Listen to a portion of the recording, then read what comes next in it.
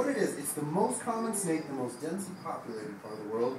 As near the world where a lot of people walk around barefoot, medical attention at times can be hours, if not days away. He's a snake that I'm sure everyone's heard of or seen before. And just a heads up, I don't know how he'll be this show, but last show, the only time he really put on a good show was right coming out of the cage. So watch close. Let's see what I'm talking about. And he was just striking us, so he should be good right now. There he is. Alright, he's going to be the Asian Cobra.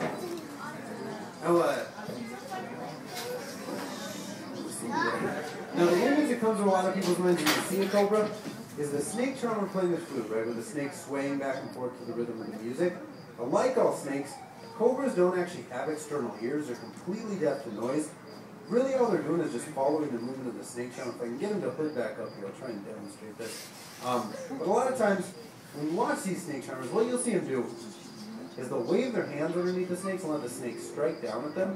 The reason they can do this, and I don't know if you guys saw the strike when he was first coming out, but the strike of a cobra, it's a forward and downward motion, and it's relatively slow, and a little person could very feasibly get within striking distance of this snake, allow the snake to strike down at them, and then still pull away and avoid being bitten. And I'll try and get him to strike while I'm talking. I don't know if he will or not, but we'll try. But probably the most important thing to talk about with these cobras is that hood that he was showing when he first came out. So the hood, it's formed by erecting elongated ribs in his neck. He just puffs out these ribs, and it's basically just his way of appearing larger, more threatening. And I mean, it's really effective. They're a very intimidating snake. You guys saw it when he first came out. They're a pretty scary snake. When they're at rest, though, or at least when they put the hood down, they're not a whole lot more exciting to look at than you can say like that yellow-tailed creepo, that first snake I showed you guys in the show. And another thing, this is kind of a side note, but if you look on the back of his neck here, he has this circle pattern. They also call these snakes monocle cobras because of that circle. The theory behind it is that it's supposed to mimic a really large eye. Basically, in nature, the larger the eye, the larger the animal. So when he's hooded up, that circle is going to be centered right on the back of the hood, and it just goes along with that, trying to appear larger and more threatening. That's the side note. The other thing I want to mention with this guy, to give you an idea how dangerous this snake is, the Asian cobra, this species specifically, is estimated to kill somewhere between 15 and 20,000 people a year in Asia where they're found. And his venom is supposed to be about 40 times as toxic as cyanide, which is obviously a very serious poison.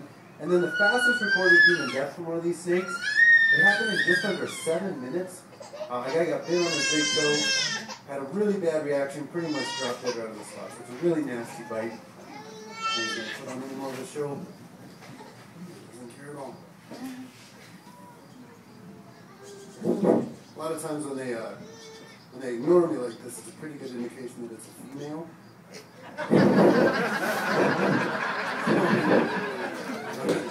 Questions about the cobra at all? Yeah. What's the striking between from a cobra? It's not too far really. When he hoods up, he'll hood up to about maybe like a foot out on his body, and that's as far as they strike. They'll maybe get a couple extra inches from pushing forward, but yeah, it's not too far. It's pretty much just how far they're standing up. Other questions? And just shout. I kind of have to keep my eye on this guy. But you can't really tell just looking at him. Everything's internal, so there's no real easy way to tell. How big do they get? This is pretty much full grown. They say they have the potential to get up to 6 feet, but again, that's kind of like the cottonmouths. You usually see 4 to 5 feet. Pretty good length for a full-grown adult. Yeah, he's probably about 4. Maybe a little bigger, but yeah. Other questions? Yeah.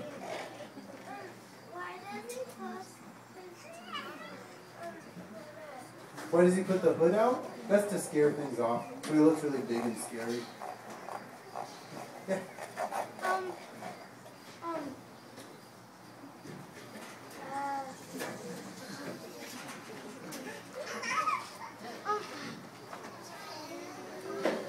Just give me a second. Okay. We'll get this one and I'll come back. Yeah. How high can he jump? They can't jump at all. They can't. Snakes can't really jump at all. Yeah.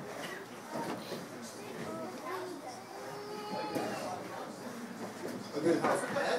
A lot of people say like ball pythons or corn snakes. Those are common. Do you remember what one? How do they move? So the way they move, snakes, Snake bodies are made up of a bunch of ribs, and attached to each pair of ribs there's these muscles. And so the muscles are just kind of pushed in and out, and that kind of helps them along. Have you ever seen, underneath here, have you ever seen an accordion? You know, the musical instrument, the accordion, you kind of push them in and out. It's the same thing as that. But yeah, the muscles just moving in and out, and that kind of helps to move them forward.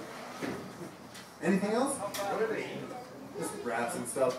They're really not that fast. Snakes, they can move fast, but it's all in really short bursts of energy. Being cold-blooded, they don't have a lot of energy, so they run out of energy really quick. These guys, they can go, I mean, they could, you know, if they really needed to, like a land race between a human and a snake, the snake would win if you were going, you know, like 10 feet, 20 feet, or beyond that, they slow down pretty significantly. Yeah. Anything else? Yeah. Is there a reason why most of them go towards you? You know, there's a lot of warmth coming from these cages. That's probably the primary reason. Like with that mangrove snake, he's one we always get questions about because he constantly comes back towards us. He's a tree snake, so what he's doing there is basically it's like I'm the trunk of the tree, and he just wants to be where it's stronger. So, yeah, this one probably just because there's heat back there, and he just wants to get back in the warm cage. Yeah. All snakes climb trees?